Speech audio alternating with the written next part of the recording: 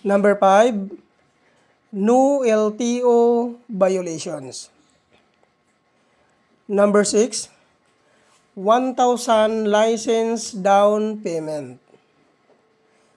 Number 7, NBI clearance.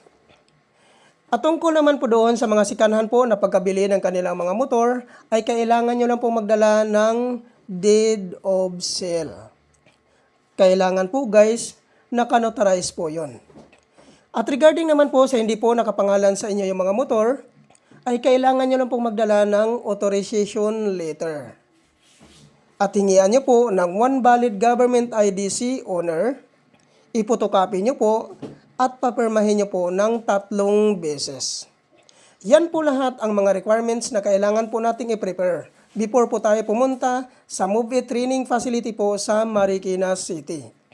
At ang kagandahan po dito guys, pag once ma-activate ka po dito, ay maabil mo po ang mga freebies na binibigay po dito ni Move It. Ano po ba ang freebies na binibigay po dito ni Move It? Ang number 1 po na freebies dito guys, which is yung free helmet. Number 2, free raincoat.